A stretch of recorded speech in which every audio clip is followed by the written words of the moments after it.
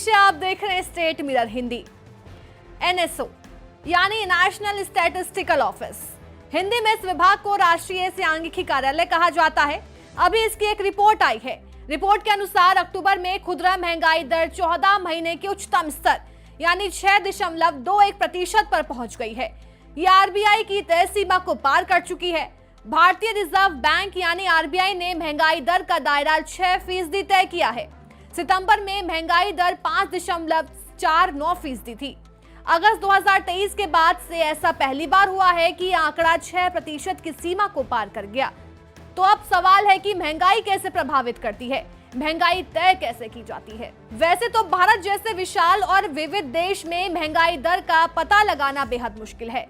महंगाई दर जानने के लिए अधिकारी थोक बाजार पर पूरी तरह से नजर रखते हैं, लेकिन साल 2014 में केंद्रीय bank reserve bank of India ने कंज्यूमर प्राइस इंडेक्स यानी सीपीआई का इस्तेमाल तय किया।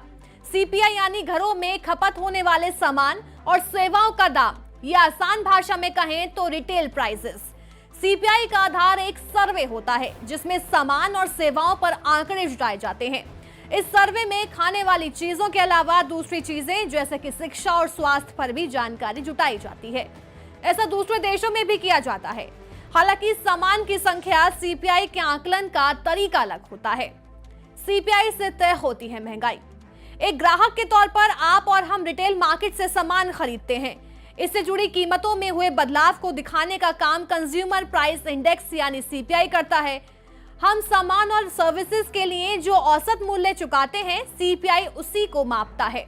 कच्चे तेल, कमोडिटी की कीमतों, मैन्युफैक्चर्ड कॉस्ट के अलावा कई अन्य चीजें भी होती हैं जिनकी रिटेल महंगाई दर तय करने में अहम भूमिका होती है।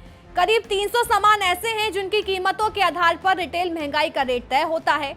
हालांकि 300 सामानों की लिस्ट में बहुत से सामानों का इस्तेमाल ही नहीं किया जाता। महंगाई को नापने के कई तरीके हैं, लेकिन भारत में इसको मापने के लिए सीपीआई के अलावा एक और तरीका है। इसे शॉर्ट फॉर्म में WPI यानी होलसेल प्राइस इंडेक्स कहते हैं। होलसेल प्राइस इंडेक्स थोक मूल्य सूचकांक के बढ़ने का सीधा मतलब महंगाई में तेजी और इसके गिरने का मतलब महंगाई में कमी आना होता है। इस सूचकांक के अंतर्गत 435 अलग अलग वस्तुओं का लेखा जोखा रखा जाता है, जिसमें हर एक वस्तु को एक वजन दिया जाता है। इसी आधार पर तय होता है कि किन किन वस्तुओं की हमारी जिंदगी में अहमियत है। थोक बाजार में सामानों के समूह की कीमतों में हर साल कितनी बढ़ोतरी हुई है, इसका आकलन महंगाई के थोक मूल्य सूचकांक के जरिए होता है। हमारे देश में इसकी गणना 3 तरह से की जाती है। पहला, महंगाई दर प्राथमिक वस्तुओं, ईंधन और बनाए गए सामानों की महंगाई में इजाफे के आधार पर की जाती है। महंगाई कैसे बढ़ती है और घटती है? महंगाई का बढ़ना और घटना प्रोडक्ट की डिमांड और सप्लाई पर निर्भर करता है।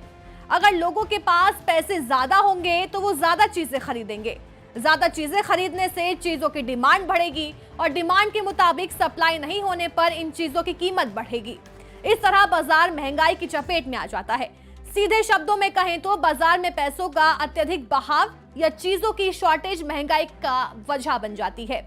तो वहीं अगर डिमांड कम होगी और सप्लाई ज्यादा तो महंगाई कम होगी। महंगाई कैसे प्रभावित करती है? महंगाई का सीधा संबंध परचेजिंग पावर से है। उदाहरण के लिए यदि महंगाई दर 6% है तो अर्जित किए गए 100 रुपए का मूल्य सिर्फ 94 रुपए होगा। इसलिए महंगाई को देखते हुए ही निवेश करना चाहिए, नहीं तो आपके पैसे की वैल्यू कम हो जाएगी।